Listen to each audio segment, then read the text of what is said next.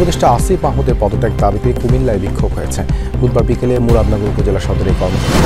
পদত্যাগ করতে যাচ্ছেন আসিফ ও আসিফ, তুমি মনে রাখো এই রক্তের সাথে বেঈমানির ফল ভালো হবে না।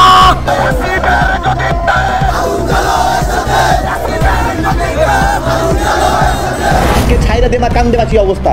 আসিফ মাহমুদ তারা নিজেরাও এই ধরনের চাঁদাবাজি, এই ধরনের লুটপাট, বদলি বাণিজ্য, নিয়োগ বাণিজ্য এগুলোর সঙ্গে জড়িত। দেশের আলোচিত ব্যক্তিত্ব আসিফ মাহমুদ ক্ষমতার অলিগলিতে যিনি হঠাৎ করেই উঠে আসলেন উপদেষ্টা পদে আসার পর থেকে যেন তার সম্পর্কে সমালোচনার ঝড় উঠেছে।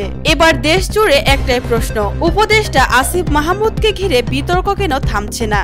জনগণ বলছে তার বাবার দুর্নীতির বোঝা বয়ে বেড়ানো একজন মানুষের হাতে কিভাবে থাকবে দেশের গুরুত্বপূর্ণ পদ। আসিফ মাহমুদের বাবার সম্পর্কে অভিযোগ উঠেছে সরকারি প্রকল্পে টাকা আত্মসাৎ, ভুয়া টেন্ডারের নামে কোটি কোটি টাকা লোপাট, বিদেশের অজানা সম্পদের খোঁজ। আসিফ মাহমুদের বাবার এইসব দুর্নীতি নিয়ে দফায় দফায় এসেছে রিপোর্ট, হয়েছে তদন্ত, কিন্তু রয়ে গেছে রহস্য আর প্রভাবশালীদের ছায়া। এবার খেপেছে আসিফ মাহমুদের এলাকার লোকজন, যারা আসিফের পদত্যাগের দাবি করছেন। তাকে আর বাংলাদেশের গুরুত্বপূর্ণ পদে দেখতে চায় না।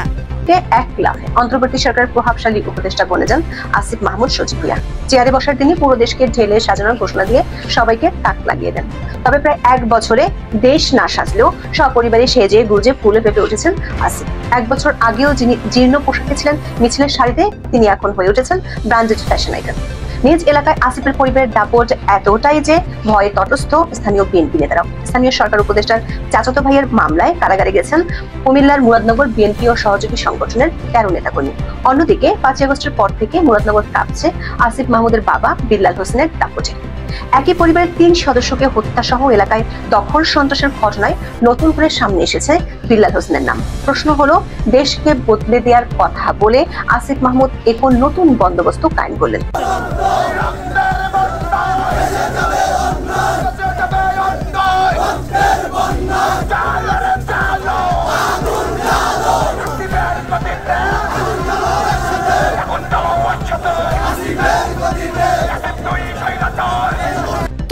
জনগণের দাবির কাছে কি মাথা নত করবে আসিফ মাহমুদ, নাকি আবারও ক্ষমতার ছায়া তাকে বাঁচিয়ে রাখবে? উত্তর খুঁজছে বাংলাদেশ। আসিফ মাহমুদের পদত্যাগের দাবিতে আপনাদের কি মতামত? অবশ্যই আপনার মতামত জানাতে পারেন কমেন্ট করে।